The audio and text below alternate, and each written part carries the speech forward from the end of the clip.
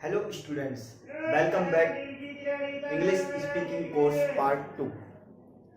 सो हमने पिछले पार्ट्स में देखा था कि डेली यूज सेंटेंस किस तरीके से यूज़ करेंगे, कौन कौन से सेंटेंस है, कौन कौन से वर्ड हैं जिनको लगा के हम इंग्लिश बोलेंगे या हम इंग्लिश के सेंटेंस बोलेंगे या पैराग्राफ तैयार करेंगे। ठीक है, तो किस तरीके से हमें कन्वर्सेशन करनी है, किन वर्ड का यूज़ करके किस तरीके से बोल सकते हैं, ये हम पिछली क्लास में देख चुके हैं, है ना।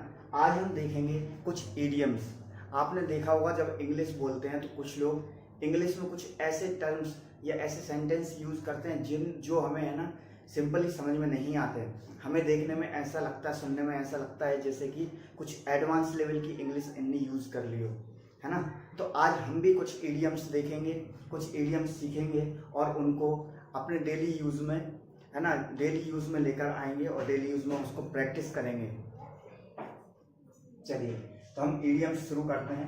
इडियम्स का मतलब यानी कि हिंदी में अपने मुहावरे आप सब ने पढ़े होंगे, है ना। तो वही मुहावरे हम इंग्लिश में इडियम्स बोलेंगे, है ना।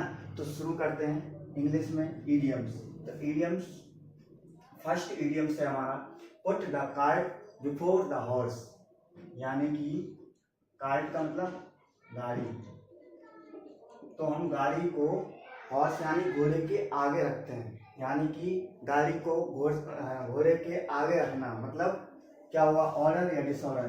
तो वो होगा डिसऑर्डर, यानी कि हम क्या कर रहे हैं, ऑर्डर में नहीं जमा रहे हैं, यानी कि क्रम में सीरियल वाइज नहीं जमा रहे हैं, है ना।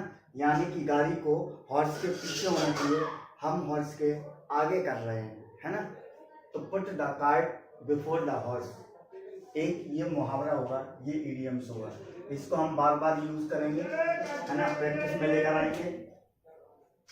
Then second, a fish out of water, यानी कि फिश आउट ऑफ वाटर यानी कि मछली का जल से बाहर होना, यानी कि पानी से बाहर की मछली। ठीक है, तो क्या होगी, जब मछली को पानी से बाहर निकाला जाएगा तो वो कंफर्ट जोन में आएगी या अनकंफर्ट होगी, है ना। तो वो होगी अनकंफर्ट। जब भी हमें अनकंफर्ट सेंस में कुछ बोलना है तो हम इसका यूज कर सकते हैं, a fish out of water. Then कि चांदी के चम्मच के साथ पैदा होना, दैट मीन्स किसी बड़े परिवार में या पैसे वाले परिवार में जन्म लेना।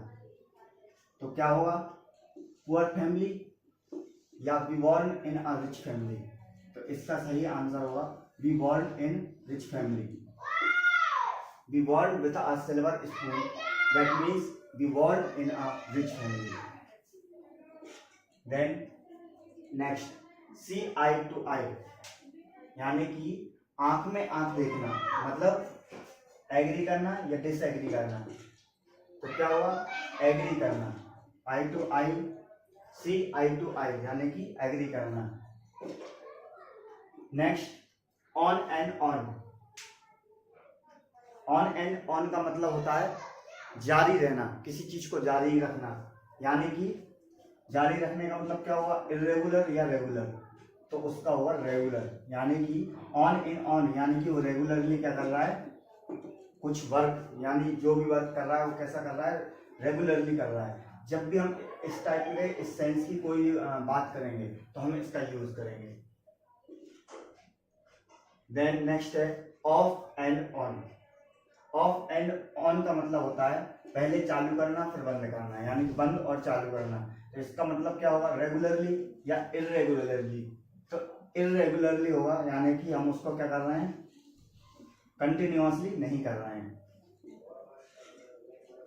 Then next, keep back.